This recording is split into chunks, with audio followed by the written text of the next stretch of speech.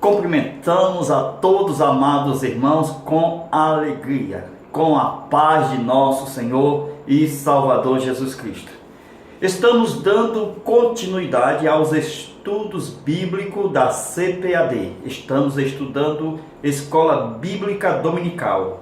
Hoje a lição que vai ser estudada, a lição de número 4, que traz como tema Perseverando na Fé.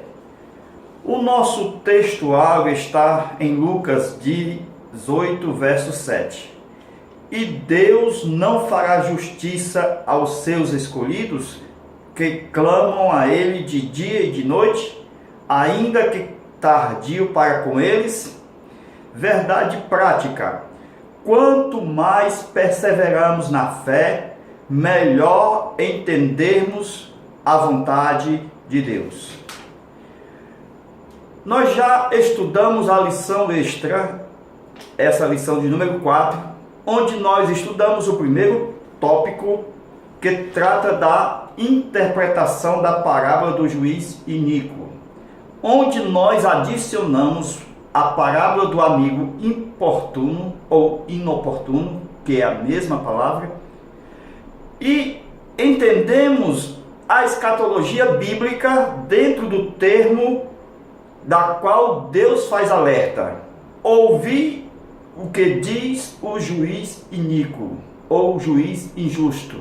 Com isso nós aplicamos a analogia, a comparação, não no contraste, mas naquilo que depois do versículo 6, no versículo 7 e no versículo 8, nós aplicamos a parábola dentro do aspecto escatológico. Então a parábola do juiz injusto, ela também é escatológica, porque também fala da vinda de Jesus. Conforme diz o último versículo: digo-vos que depressa lhes fará justiça, quando porém vier o Filho do Homem, porventura achará fé na terra?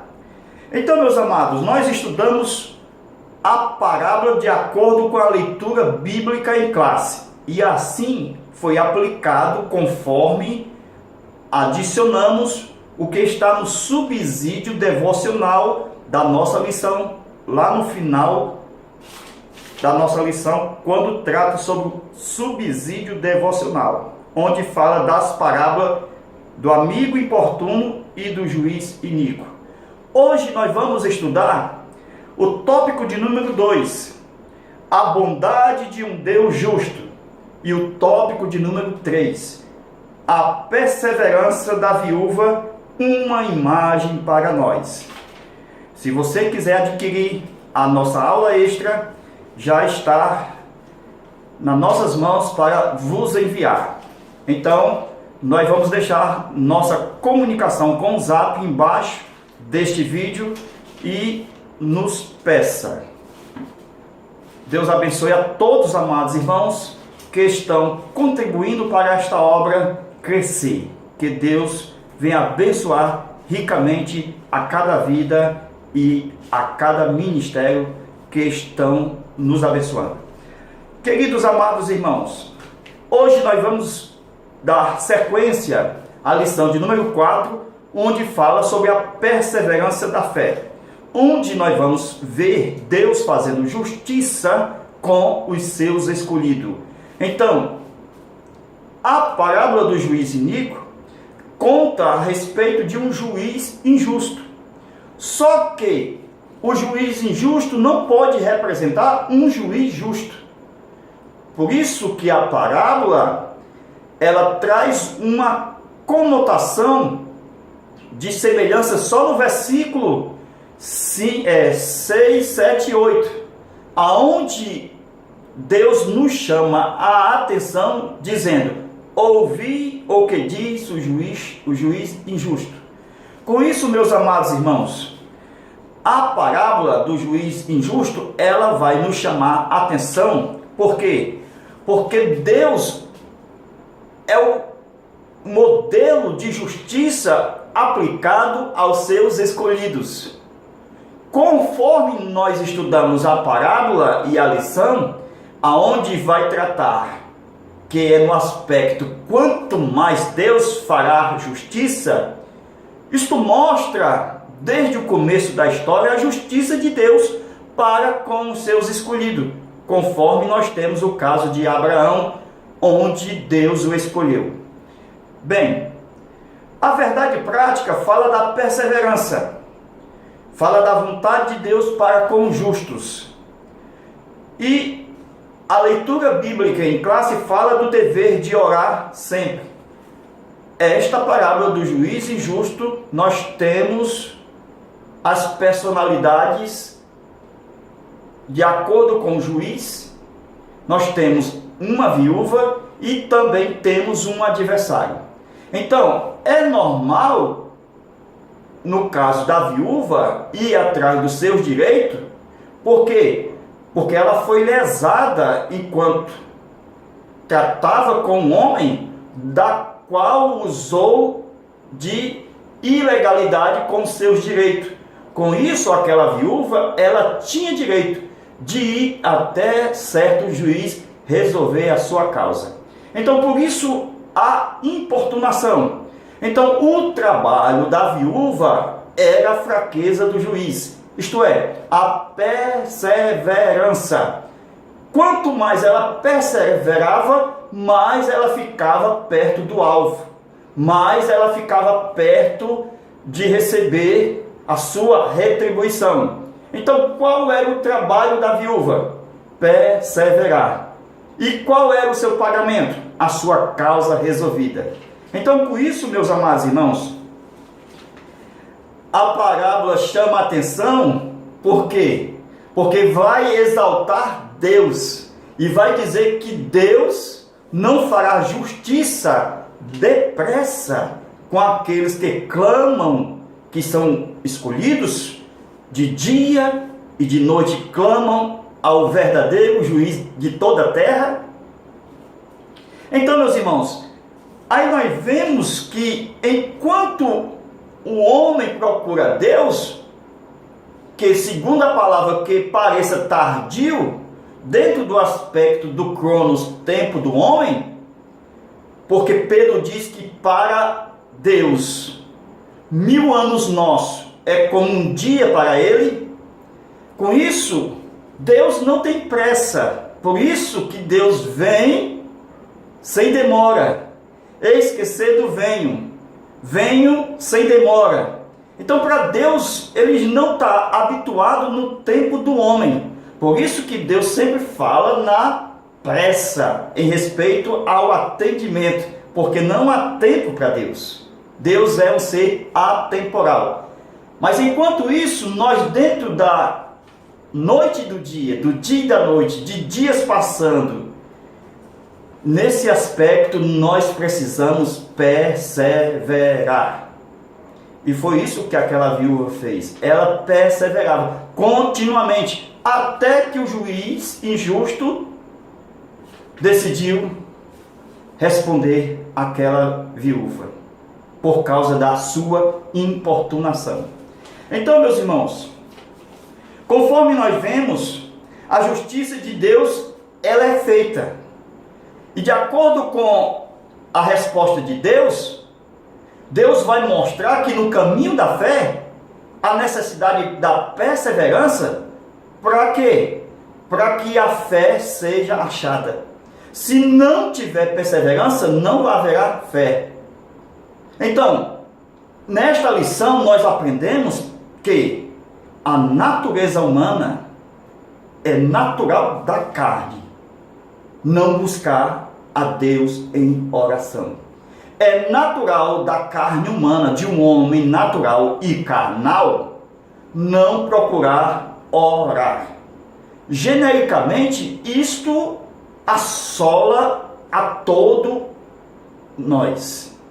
Líderes, obreiros, membros, são assolados no dia a dia do seu cotidiano, do seu emprego, outros na faculdade, outros trabalham, depois se cansam, se fadigam, vão à igreja à noite, mas nunca chega no seu quarto a sós com Deus, conforme Jesus ensinou. Entra no teu quarto. Meu irmão, é difícil a oração. Por quê? Porque temos os grupos. Infelizmente tem um grupo que não vai à oração. Este é o grupo dos traidores. Este é o grupo daqueles que dizem: não, eu não vou. Eu vou ficar com a turba. Eu vou trair. Esse é o grupo dos traidores. Então, meus amados, o grupo dos traidores não vão estar na oração. Vão estar falando mal, entregando, falando aonde você está, a fim de entregar a pessoa, o mestre, aquele que está na frente do rebanho. Não foi isso que aconteceu com Judas? Então, meus irmãos, em Mateus capítulo 26, versículo 36 em diante, nós vamos ver que Jesus,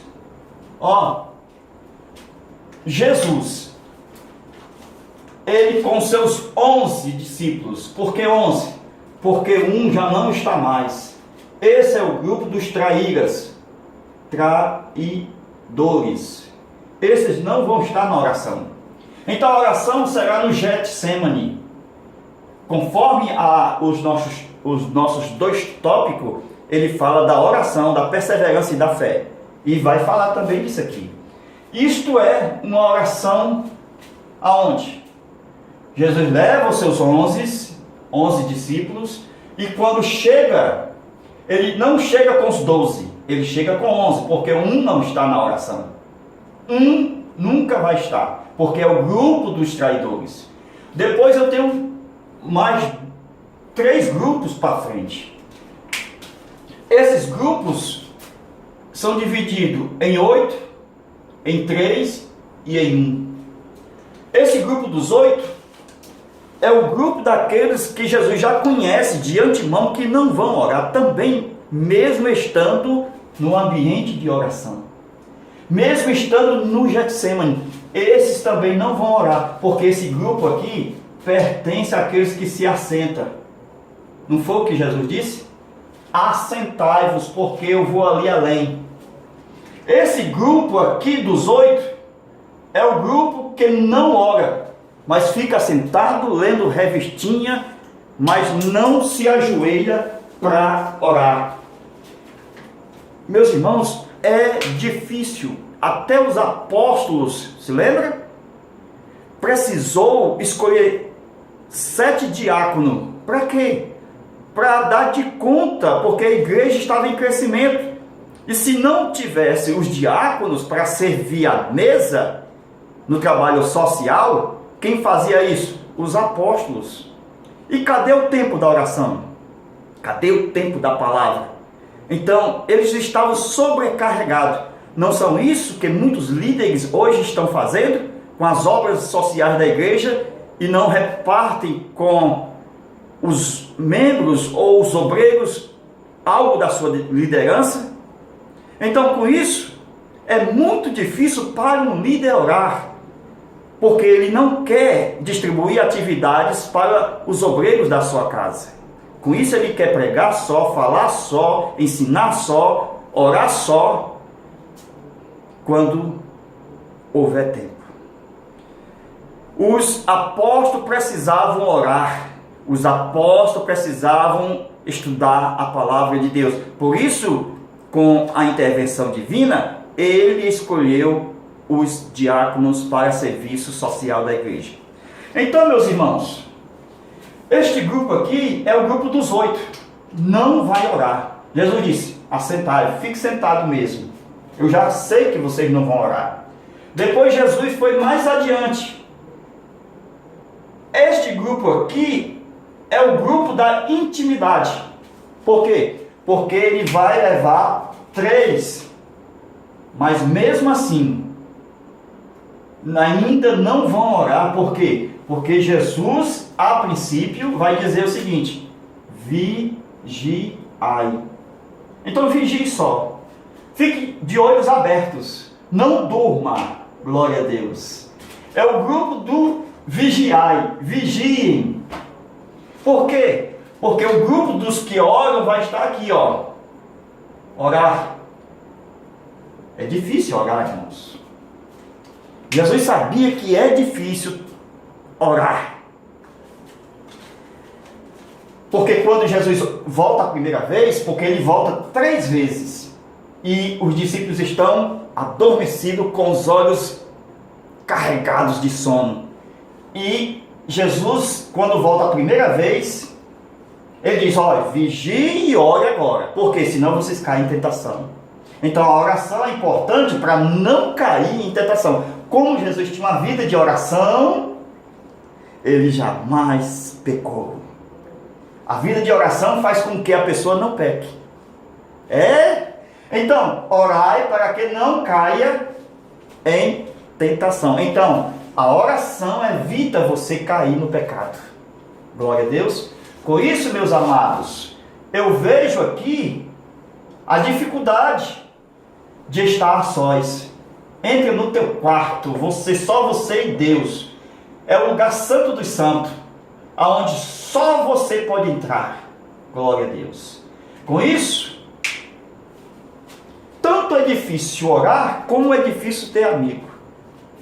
Jesus tinha 5.000 seguidores. 5.000 seguidores. Desses 5.000 seguidores, só 10%, 500. 10% de 5.000. 500 pessoas participou de ver o Cristo ressurreto. Esses 500 irmãos viram a ressurreição, viram o Cristo ressurreto. Depois, eu tenho 120 irmãos, caiu para 120. Por quê? Porque eles estavam no cenáculo, esperando a promessa do Pai. Lembra da comissão? Eram 70. Lembra que eram 12 discípulos que se tornaram 12 apóstolos? Desses 12, só 11 era crente, porque um era o traidor. Um era o traidor, só 11 era crente. Desses 11, 3 eram os mais íntimos. Desses 3, só um colocava a cabeça no seio de Jesus, e Jesus dizia que era o seu discípulo a quem mais amava. Então, meus irmãos, nós podemos ver aqui, pois bem, meus amados, Jesus orava intensamente aqui, sozinho. Ele voltou, encontrou adormecido, depois pela terceira vez. Meus irmãos, Jesus não orava dizendo várias palavras, como faz os pentecostais, e enche o ouvido de Deus com muitas palavras. Fica orando pelo pato, pelo cachorro, pelo gato, pelo primo, e assim por várias pessoas, e enchendo o ouvido de Deus. Mas a oração da intimidade, mesmo que sejam as mesmas palavras, mesmo que ore por 1 hora, que é o tempo mínimo da oração que Jesus disse para eles, vocês não oram comigo 1 hora? Então vocês veem, meus irmãos, a oração intensa, mesmo que demore, não precisa o muito falar. Porque Jesus orava dizendo as mesmas palavras, dizendo: se possível, passa de mim esse cálice. Era uma oração intensa, uma oração que demorava com as mesmas palavras, intensamente, como se fosse se arrastando. Era com o joelho no pó, era com o rosto no pó. Jesus orava com o rosto na terra. Glória a Deus. Conforme a gente explicou, é difícil orar, principalmente intensamente, com o rosto em terra. Por quê? Porque é normal da natureza humana não orar. Por isso que a crucificação da carne é necessária para aquele que nasce de novo. Ter uma vida espiritual abundante. Por isso a perseverança. Por que a perseverança? Porque nós temos que chegar na vontade perfeita de Deus. Esta é a vontade perfeita. É bom estar sentado? É bom. É agradável vigiar? É agradável. Mas é perfeito quando você ora intensamente. Porque você entrega a sua vontade ao Pai e não faz a sua própria vontade. Glória a Deus. Então, meus irmãos, nós vemos que quem chega nesse patamar está longe do segundo e está longe do terceiro grupo. Então, um tanto longe do grupo oficial de oração, eu tenho uma vez um tanto longe, eu tenho segunda vez dois tanto longe. Então, persevere que nós vamos chegar aqui, nesse patamar da oração. Temos que sair do sentado, do vigiar e chegar na oração. É aqui o ápice mais elevado da comunhão com Deus. Então, meus irmãos, quando nós chegamos aqui, é um milagre de Deus. Por que é um milagre? Porque Atos capítulo 3, versículo 1 diz: e Pedro e João iam ao templo à hora da oração. Glória a Deus. Com isso, meus amados, nós vemos, quando Pedro e João foram chamados, eles eram rivais na pesca. Pedro e João eram rivais na pesca. Quando eles vieram a ser discípulos, eles continuaram rivais. Até mesmo no caminho da ressurreição, os dois saíram juntos, mas não chegaram juntos. Um se atrasou, um chegou primeiro. Com isso, Jesus, quando olhava para os discípulos, inclusive para Pedro, quando Jesus perguntou: Pedro, tu me amas? Por 3 vezes. E em certa ocasião, Jesus olhou para os discípulos e deu uma olhadazinha para Pedro e disse: tu me amas mais do que este? Se referindo a João. Meu irmão, João amava Jesus. Isto mostra que João chegava aqui, João chegava nessa parte aqui, na sua intimidade. Glória a Deus. Por quê? Porque isso é um processo. São grupos aonde nós temos que ver aonde nós estamos. E que nós temos o primeiro, o segundo e o terceiro andar. Paulo pregava do terceiro andar. Glória a Deus. Então Paulo é desse grupo aqui. Glória a Deus. Então, meus irmãos, a nossa lição vai tratar que Deus é um juiz justo e bom. Então, conforme nós vemos que Deus é um juiz justo e bom, aí nós temos a justiça de Deus quando fala com Abraão. Se lembra do episódio de Gênesis capítulo 18, aonde Deus fala com Abraão e Abraão questiona a Deus a saber da sua justiça quanto aos justos que moravam ali em Sodoma e Gomorra. Abraão não queria que a cidade fosse destruída. Para isso, importunou, perguntou por várias vezes ao Senhor, juiz de toda a terra: Senhor, se tiver 50 justos, o Senhor destrói? Não destrua. Se tiver 45 justos, o Senhor destrói? Não destrua. E se tiver 40 justos, também não destrua. Se tiver 30 justos, também não destrua. Se tiver 20 justos, também não destrua. Se tiver 10 justos, também não destrua. Isto é uma importunação, meus irmãos. Aqui Deus se ausentou, porque foi a última vez que Abraão perguntou. Agora veja que o anjo, quando chega lá, na casa de Ló, o anjo chegou e perguntou: Ló, o Ló não tinha uma esposa? Presta atenção, parou em 10, O anjo perguntou: onde estão os teus filhos? Então, está no plural, no mínimo 2. Onde estão as tuas filhas? Onde estão as tuas filhas? No mínimo 2. Certo? Aí nós vemos o seguinte: como Abraão parou aqui em 10, se tinha genros, porque tinha os habitantes de Sodoma que tinham se desposado com as filhas de Ló, então tinha 2 habitantes de Sodoma aqui, que estava desposado. com as filhas de Ló. Então aqui eu já tenho 4. Preste atenção. E aqui os filhos com mais 2 nora, eu já tenho mais 4. Ó. Então, 4 mais 4, Ló e a mulher igual a 2. Tenho 10 aqui. Olha, Abraão sabia dos 10 que fazia parte da família de Ló. Por isso, se tivesse 10 justos, Deus não destruía a cidade. Conforme nós vemos, ó, quem ficou para trás, ó. Quem ficou para trás? Os 2 genros, as 2 noras, os 2 filhos e a mulher.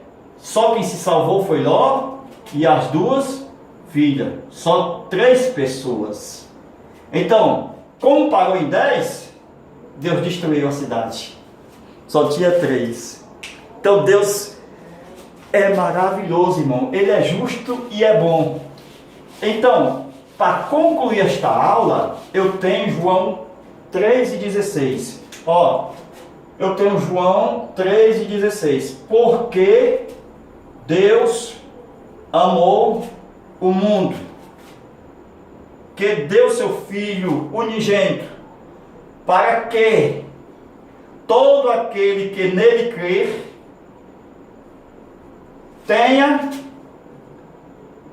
não pereça, ou seja, não venha para o lago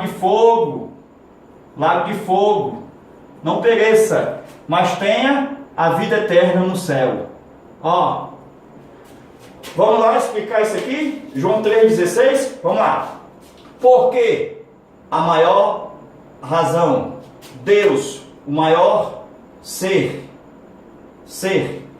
amou o maior ato, o mundo, o maior objeto.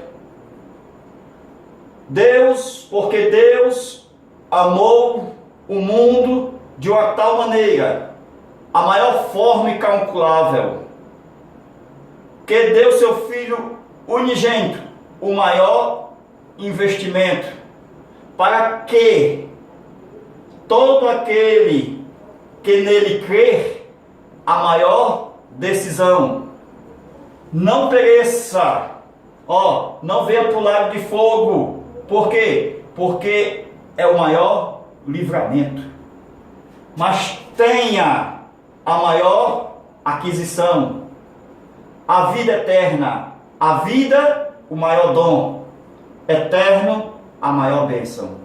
Então, isto é João 3,16. É o amor de Deus diante da sua justiça para com o homem que é preciso decidir a sua vontade no lugar da oração, perseverando para que quando ele vier, ache fé na terra. Deus abençoe. Até a próxima aula, se Deus quiser.